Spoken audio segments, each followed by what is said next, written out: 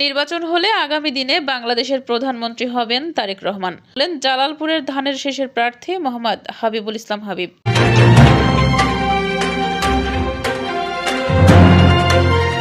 আসসালামু আলাইকুম দর্শক, সকলকে আমন্ত্রণ জানাচ্ছি বিবিআর নিউজে। স্টাফ রিপোর্টার মীর মিল্টনের পাঠানো তথ্যচিত্রে বিস্তারিত দেখুন। সাতক্ষীরা তালা উপজেলার 11 নম্বর জালালপুর ইউনিয়নে বিএনপির উদ্যোগে ত্রয়োদশ জাতীয় সংসদ নির্বাচনকে সামনে রেখে এক নির্বাচনী জনসভা অনুষ্ঠিত হয়েছে। রবিবার 1 ফেব্রুয়ারি 2026 বিকাল 3টায় জালালপুর বাজারে এই জনসভা অনুষ্ঠিত হয়।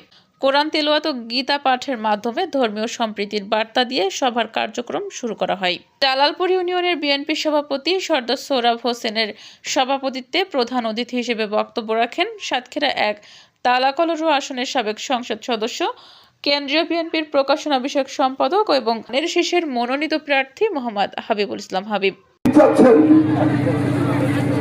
মসজিদ এবং মন্দিরে ভর্তুকি পাবেন পুরোহিত এবং ইমাম সাহেবদেরকে। তাই আমি আবার বলছি, উন্নয়ন এবং উৎপাদনে বিশ্বাসী আমরা।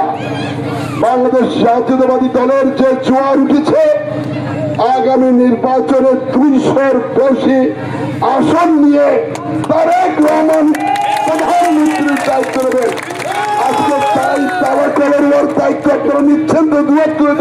বলেন, আগামী দিনে সুষ্ঠু নিরপেক্ষ নির্বাচন হলে এবং জনগণ শতভাগ ভোটের অধিকার প্রয়োগ করতে পারলে দেশের মানুষ ধানের শীষ প্রতীকে ভোট দিয়ে তারেক রহমানকে বাংলাদেশের প্রধানমন্ত্রী নির্বাচিত করবে। তিনি এলাকার উন্নয়নে বিভিন্ন প্রতিশ্রুতি তুলে ধরে বলেন, জেঠুয়া বাজারে আধুনিক মার্কেট নির্মাণ, কানাইদিয়া ব্রিজ নির্মাণ এবং জেঠুয়ার খাল পুনঃখনন করা হবে। পাশাপাশি তিনি শান্তিপূর্ণ রাজনৈতিক পরিবেশ বজায় রাখার আহ্বান জানিয়েছেন।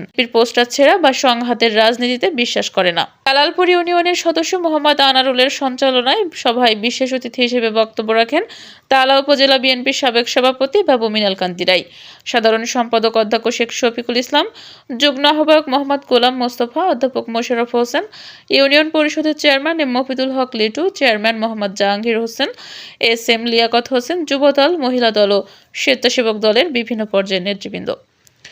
জনসভায় স্থানীয় বিএনপি অঙ্গ সংগঠনের বিপুল সংখ্যক নেতাকর্মী উপস্থিত ছিলেন। দলীয় পতাকা, ব্যানার ও স্লোগানে মুখরিত হয়ে ওঠে পুরো সভায়।